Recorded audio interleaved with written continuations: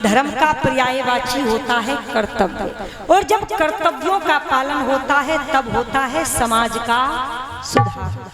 कुछ लोग बड़े बड़े मंचों पर बैठ करके 20-20, 25-25 लाख रुपए लेकर के कहते हैं कि महिलाओं को गायत्री मंत्र बोलने का अधिकार नहीं है। जब उनसे पूछा आप ऐसा क्यों कह रहे हैं, तो उन्होंने कहा क्योंकि महिलाएं यज्ञोपवीत नहीं। मैं निवेदन कर दूं आपके बीच में, आपने देखा होगा कई लोग 6-6 तारों का यज्ञोपवीत पहनते हैं, देखा होगा। हमने उनसे पूछा 6 तार किस लिए? 3 ही तार देखे हैं, 9 तंतु होते हैं, 5 गांठ होती है, 3 धागे होते हैं। जब यज्ञोपवीत बनता है आपने ये 6 तार कैसे पहन लिए? तो कहता है 3 मेरी पत्नी के नाम के धागे हैं और 3 मैंने अपने नाम के पहने। तो मैं एक बात आपसे कह देती हूँ, यज्ञोपवीत कोई धार्मिक चिन्ह नहीं है।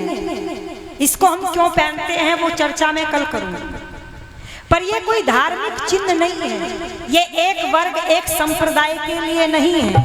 यज्ञोपवीत हमें अधिकार करने की प्रेरणा देता है। और जो लोग कहते हैं कि नारी यज्ञोपवीत नहीं पहनती, इसका अर्थ है कि वो संसार की आधी आबादी से कर्तव्य छीन रहे हैं, कर्तव्य करने का अधिकार छीन रहे।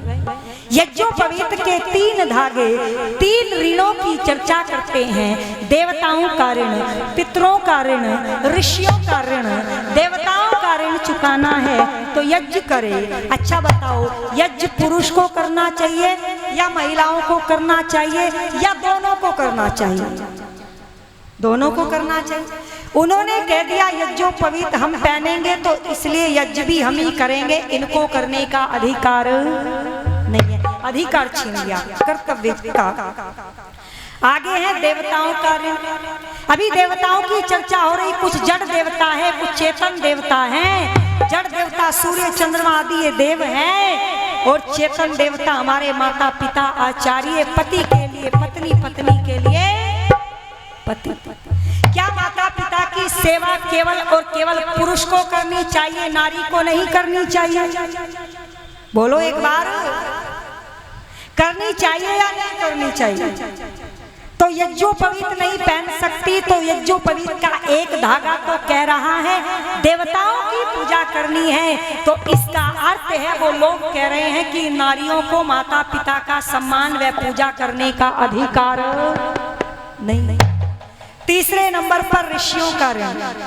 सत्याग्रह, प्रकाश, संस्कार, विधि, व्यवहार, भानु, गोकर्णा निधि आदि आर्ष ग्रंथों के माध्यम से हमें स्वाध्याय करना चाहिए। क्या स्वाध्याय केवल पुरुष कर सकते हैं, महिला नहीं कर सकती या नहीं करना चाहिए? बताओ। इसका अर्थ स्पष्ट सुनाई देता है कि वो लोग एक वर्ग से कर्तव्य करने का अधिकार छीन रहे हैं। और मैं आपसे कह रही हूँ आर्यों, सोशल मीडिया के माध्यम से भी जो लोग सुन रहे उनसे भी निवेदन करती हूँ कि जो लोग पैदा करने वाली माँ से, अरे प्रेम करने वाली बहन से, समर्पण करने वाली पत्नी से और त्याग करने वाली बेटी से उनके कर्तव्य का अधिकार छीन सकते हैं, वो कभी समाज का सुधार बोलो नहीं कर सकते। एक माँ जब बच्चे को जन्म देती है ना बहनों, आप तो जानती हैं, एक व्यक्ति की शरीर की 70 हड्डियां टूटे एक साथ, और जितनी तकलीफ, जितनी पीड़ा उस समय होती है, उतनी पीड़ा माँ को बच्चे को पैदा करते समय होती है। और जब कथावाचक बैठ करके ये कहे कि नारी को गायत्री मंत्र या अधिकार यज्ञोपवीत पहनने का नहीं, तो वो नारी अपनी माँ को भी कह रहा है। तो इसका अर्थ है कि वह उस माँ से भी अधिकार छीन रहा है। जब वो उस माँ का नहीं हो सकता तो क्या वह फिर हमारे लिए, समाज के लिए, धर्म के लिए त्याग और समर्पण से कार्य कर सकता है? मैं ये प्रश्न आप लोगों से पूछ रही हूँ, आप इसका क्या उत्तर देना चाहेंगे? क्या वो कर सकते हैं? इसलिए मैं निवेदन करती हूँ कि आपको धर्म की रक्षा करनी है तो 5 महायज्ञ। दूसरा महायज्ञ जो यहाँ हो रहा है अथर्ववेद के मंत्रों से। ऐ लोगों, अगर आपको पुत्र की कामना है, धन की कामना है, गृहस्थ कैसा हो, तो अथर्ववेद में तो खजाना भरा पड़ा। महाराज दशरथ ने अथर्ववेद के मंत्रों से पुत्रेष्टि यज्ञ कराया था श्रृंगी ऋषि को बुला करके, और फिर एक नहीं बोलो 4 पुत्रों की प्राप्ति हुई थी। ये है 5 महायज्ञों का फल। और तीसरे नंबर पर मैं कह दूं कि फिर आता है पितृयज्ञ, जिसकी महती आवश्यकता आज संसार में दिखाई देती है। अरे 6 महीने के लिए बेटा विदेश में चला गया, एक नौकर को वहां पर रख करके गया पिता के लिए, सारे घर के दरवाजे बंद करके ताला लगा करके गया। एक कमरा खुला था जिसमें पिता रहता था। पिता चारपाई से उठ नहीं सकता था, मुंह से बोल नहीं सकता था, किसी दूसरे को उसके मुंह में भोजन खिलाना होता। नौकर बाजार घर का सामान लेने के लिए जब गया तो बाहर से ताला लगा करके चला गया कि कोई कुत्ता या बिल्ली कमरे में प्रवेश न कर जाए। वो लोगों, जाते जाते बीच रास्ते में नौकर का एक्सीडेंट हो गया, कोमा में चला गया। उधर कमरे में बंद वो बूढ़ा पिता, जिसने कभी अपने पैरों की फटी जूतियों की परवाह नहीं की उन बेटों को शिक्षा दिलाने, जिसने कभी अपनी इच्छाओं को पूरा नहीं किया, वो पिता चारपाई पर भूखा प्यासा तड़प तड़प करके प्राणों को छोड़ देता है। इधर नौकर कोमा में है, न किसी को बता सकता है, न स्वयं जा सकता है। 6 महीने के बाद जब विदेश से आकर के बेटे ने देखा ताला तोड़ा गया, बात नहीं हुई नौकर से, ना उसने कोशिश की ना प्रयास किया बात करने का, तो बिस्तर पर पिता का कंकाल पड़ा हुआ मिला था। मैं निवेदन कर दूं आपके बीच में, क्या ऐसे हम समाज का सुधार कर सकते हैं? और समाज का क्या सुधार करेंगे? समाज की तो बात की बात आती है। पहले जिन्होंने हमारे लिए सब कुछ न्योछावर कर दिया, हम तो उनके लिए भी कुछ करना नहीं चाहते। जब तक जीवित रहे तब तक तो एक गिलास पानी का नहीं दिया, और जब मर गए तो फिर सोने की सीढ़ियां चढ़ाई जाती है। अरे आज तो वीडियो कॉल पर अंतिम संस्कार हो रहे हैं। अंतिम संस्कार कैसे बनेगा ये समाज? निवेदन कर दो, मरने के बाद रसगुल्लों की दावत लोगों को खिलाई जा रही है। वो लोगों, पशु के पास से एक पशु को हटा करके बेच दिया जाए तो दूसरा पशु घास नहीं खाता, दिन भर रोता है। पैदा करने वाली माँ मर गई, पिता मर गया, संपत्ति दे गए, सब कुछ दे गए, पर पशुओं से भी गिर गया है आज ये इंसान। वही मरी हुई पिता की संपत्ति को बांट करके और फिर रसगुल्ले खिला खिला करके खुशी का इजहार करता है। और निवेदन कर दूं, उसके पहने हुए कपड़े तो जला देता है, पर उसकी खरीदी हुई संपत्ति में किसी को हस्तक्षेप करने नहीं। अपनी इच्छा अनुसार नियम बनाते हैं लोग। मक्खी चाय में गिरे तो चाय फेंक देते हैं साहब, और मक्खी घी में गिरे तो मक्खी फेंक देते हैं। ये अपनी इच्छा अनुसार नियम बनाते हैं। घी नहीं फेंकते, वो तो 1000 रुपए से ऊपर का है। चाय का क्या है, 10 रुपए की फिर ले लेंगे। बस यही है। पिता के कपड़े हैं तो फेंक दिए, पिता की चारपाई थी घर से निकाल दी, और पिता के जेवर, पिता की संपत्ति, जमीन जायदाद कहीं पर नहीं फेंकी, उस पर कब्जा करके बैठ गए। निवेदन कर दूं आपके बीच में, इसीलिए कवि को बड़े दर्द के साथ कहना पड़ गया। और क्या कहता है जरा सुनेगा। हे रमत पिता के रमरे बा, अंसु टपका के रखे होगा, हेरा मात पिता के मरे बाद अंशु टपका के रखे होगा जिते जी रतन पोए कंटे फूल चढ़ा के रखे होगा जिते जितन पोए कंटे फूल चढ़ा के होगा मात पिता के मरे बाद सूटप का कर के होगा जिते जितन पोए कंटे फूल चढ़ा के होगा।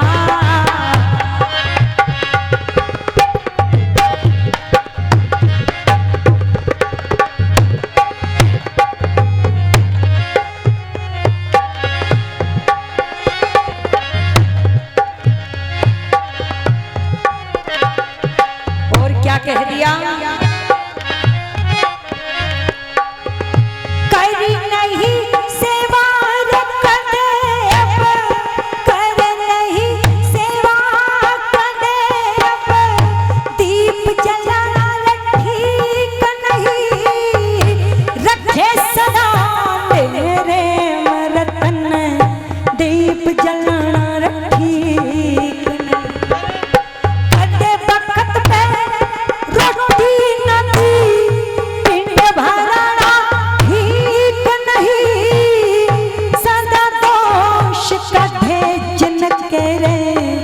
श्राद्ध कढ़ाना ठीक नहीं सदा दोष कढ़े जिनके रे श्राद्ध कढ़ाना ठीक कदे बखत पर रोटी न दी कदे बखत पर रोटी न दी पिंड भरा कर रखे होगा जिते जितन कंटे फूल चढ़ा के होगा।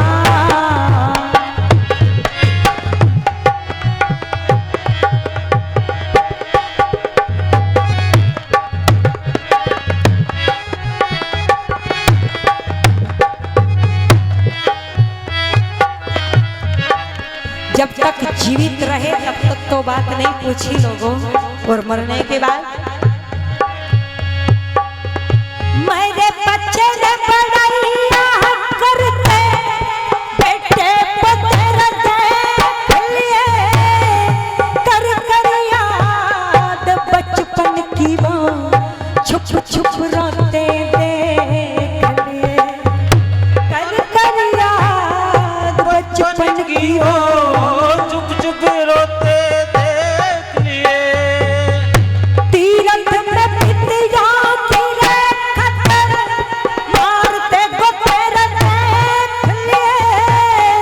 शीशे में लगी फोटो ने वो मलमल धोते देख लिए शीशे में लगी फोटो ने वो मलमल धोते रहे तड़पते लत्तों के बिन रहे तड़पते लत्तों के बिन चदर चढ़ा कर रखे होगा जिते जितन पोए रतन पे फूल चढ़ा के होगा।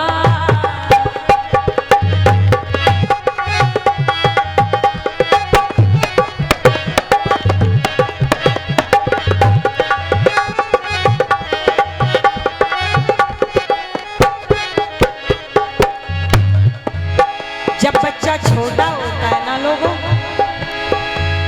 1 साल का 2 साल का, माँ बिना बोले बच्चे की हर भाव को समझ जाती है। पर जब बड़ा हो जाता है 25 साल का, माँ पिता यदि कुछ बात भी पूछ ले चेहरे की शिकन को देख करके, तो बच्चे कहते रहने दो माँ, तुम नहीं समझोगे। जो माँ जब समझ सकती है, जब तू बोलना नहीं जानता था, आज तू बोल सकता है, बता सकता है कि आज नहीं समझेगी। पर सुनिएगा क्या कह दिया लोगों, सदा दोष का तेरे जिनके अब अच्छे से गुण गावे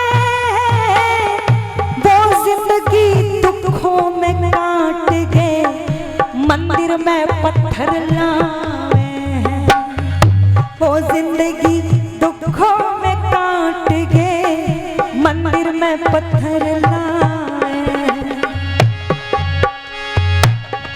घूर घूर देखण पैर तने फोटो पे ध्यान लगावे हैं, गाम बीचन पगड़ी उछाली, पगड़ी की रस्म निभावे हैं, गाँव बीच तने पगड़ी उछाली, पगड़ी की रस्म निभावे हैं।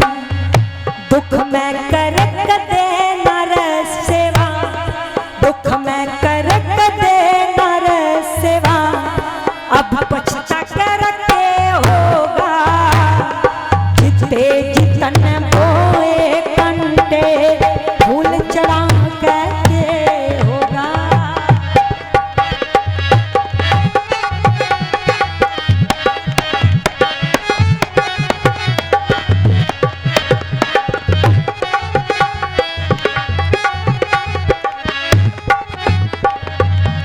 और सुधार होता है परिवारों से। सबसे पहले स्वयं का सुधार कीजिए, फिर परिवार में जो दोष हमारे कर्तव्य का पालन न करने से पनप गए हैं उनका निवारण, और उसके बाद में करना है समाज का सुधार। क्योंकि गृहस्थ, वैसे तो ऋषि ने गृहस्थ को सबसे श्रेष्ठ आश्रम लिखा, पर समाज सुधार की सबसे पहली सीढ़ी है गृहस्थ, और आज वहीं से ही बिगाड़ दिखाई देता है। बिगाड़ क्यों है? महर्षि मनु जी भी इस बात का विवरण कर रहे हैं। महर्षि दयानंद सरस्वती विवाह संस्कार में, वेदारंभ संस्कार में और सत्यार्थ प्रकाश में भी चर्चा कर करके बता रहे हैं कि किस प्रकार से, किस कुल में, किस लड़की का किस लड़के के साथ विवाह होना चाहिए। आज लोग कुंडली मिलाते हैं साहब, और कुंडलियां तो मिल जाती है, 3 महीने बाद फिर जूता बच जाता है, तलाक हो जाते हैं। पता नहीं मिलाया क्या था, पर ऋषि ने कहा गुण कर्म और स्वभाव मिलाना है। जब ये मिल जाएंगे कुंडलियां अपने आप मिल जाए। बहुत सारी बातें हैं। एक और बीमारी बोले जी मांगलिक है, लड़का मांगलिक, फिर लड़की भी मांगलिक ढूंढो, नहीं मिली जबरदस्ती मिलाओ, बस मांगलिक मिल जाओ, फिर तो गुण मिले, स्वभाव मिले, कर्म मिले या ना मिले, आकर के घर से माँ को धक्का दे दे कोई बात नहीं, पर लड़का मांगलिक है तो लड़की भी मांगलिक होनी चाहिए। पर यदि ना मिले तो उपाय बता दिया कि या तो फिर किसी पेड़ से शादी करा दो, या कुत्ते या बिल्ली से शादी करा दो। वाह भाई, कैसे होगा इस देश का सुधार? निवेदन कर दूं आपके बीच में, हमें इन पाखंडों से अपनी देश को, अपनी संस्कृति को बचाना है। और एक बुराई और, अभी कहने के लिए तो बहुत सारी बातें याद आ रही है, पर समय की परिधि इजाजत नहीं देती। रक्षाबंधन का त्योहार आया पूरे देश में, पर पता नहीं कौन से महानुभाव धरती पर अवतार लेकर के आए, और उन्होंने कह दिया कि भाई भद्रकाल है, राखी नहीं बांधनी। किसी ने किसी से नहीं पूछा कि ये बात कही किसने, आई कहां से, कह दिया रात को बांधनी है 9 बजे के बाद। वैदिक रीति में रात को कोई भी बोल दो शुभ कार्य होता नहीं है। रात को कार्य करते नहीं, दिन में करना नहीं, इनका मतलब है करना बंद कर दो, छोड़ दो। ये हिंदुओं के षड्यंत्र कर करके त्योहारों को बर्बाद किया जा रहा है। स्वस्ति वाचनम के मंत्रों को पढ़ना, बार बार भद्र भद्र भद्र कह करके मंत्र आए हैं, और संस्कृत में भद्र का अर्थ होता है अच्छा, कल्याणकारी, शुभ, और काल कहते हैं समय को। भद्रकाल यानी कि कल्याणकारी समय है, शुभ समय है। तो फिर भाई राखी बांधने में कौन सा पहाड़ टूट रहा था, जरा पूछ तो लेना एक बार। पूछना था या नहीं पूछना था, पर नहीं पूछा। बहनें तो फिर 31 तारीख को राखी बांध रही थी। मैं निवेदन कर दूं, एक कहानी और जोड़ दी कि श्रूप नखा ने रावण को भद्रकाल में राखी बांधी थी भाई, और इसलिए रावण का क्या हो गया बोल दो, सर्वनाश। इसका अर्थ है जो अपराध रावण ने किया था, माता सीता को, एक पतिव्रता स्त्री को उठा करके उसे जबरदस्ती अशोक वाटिका में रखा, तो उसके किए हुए कर्म का फल तो यहाँ निष्फल हो गया, मात्र भद्र काल में राखी बांधने से ये रावण का विनाश हुआ। और मैंने वाल्मीकि रामायण को 5-6 बार पढ़ दिया और एक बार तो डायरी में अपने हाथ से लिख दिया, पूरी की पूरी लिख दिया। रामचरितमानस को भी एक बार मैंने पूरा पढ़ा कि देखो बाबा तुलसीदास क्या कहते हैं। पर मैंने ये प्रसंग बोलो कहीं पर भी, या आपने ये प्रसंग बोल दो कहीं पर भी सुना या पढ़ा नहीं। और हमारी राम कथा भी होती है, हांसी में भी है, अभी 8 दिन की हमने भी वहां नहीं सुनाया ये। और सुनो, रामलीलाएं होती, आपने रामलीला में नाचने वाले तो देख लिए, पर शूर्पणखा को राखी बांधते हुए नहीं देखा होगा। एक सबसे बेकार, सबसे बेहद एक मूवी बनी आदि पुरुष, कार्टून। मेरे महापुरुष मेरे राम को बिगाड़ने का काम उसने किया, लेकिन राखी बांधने का प्रसंग तो आदि पुरुष वालों ने भी बोलो नहीं उठाया। पर अभी सावधान रहना सूरजपुर वालों, अगली बार जो रामलीला होगी उसमें राखी बंधेगी, देख लेना, मैं दावा कर रही हूँ, बता रहा हूँ। अब राखी बंधा करेगी। मैं निवेदन कर दूं आपके बीच में, अरे रावण का विनाश हुआ था उसके कुकृत्य के कारण, उसके कर्मों का फल था वो बहन को भाई राखी बांधने के अभद्र काल आदि के कारण नहीं हुआ। इन पाखंडों से देश को बचा करके चलना है। और अंतिम में ये पंक्तियां जरा सुन करके चलो, क्या कह रिया।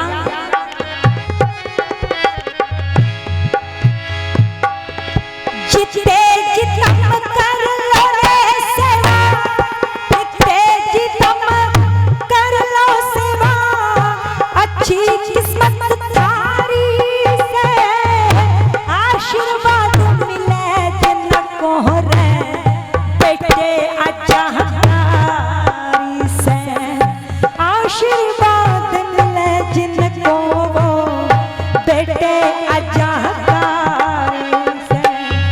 खुद अपनी संतान बता दो लगे किसे न प्यारी से, कोई अमर ना हुआ रे जगत में आनी सबकी बारी से, कोई अमर ना हुआ जगत में आवे सबकी बारी से। जानी राम इशारा कभी, जानी राम इशारा कभी, ढोल बजा के रखा होगा, जिते जितन बोए रखंडे फूल चढ़ा के रखे होगा, मात पिता के रखरे बात सूट पक्का के होगा, जिते रतन बोए कंटे फूल चढ़ा के होगा, जिते जीतन बोए कंटे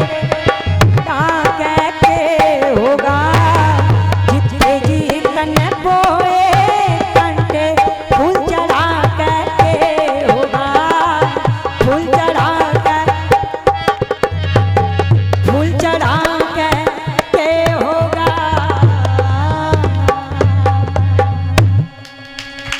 समस्याओं का समाधान है एक 5 महायज्ञ।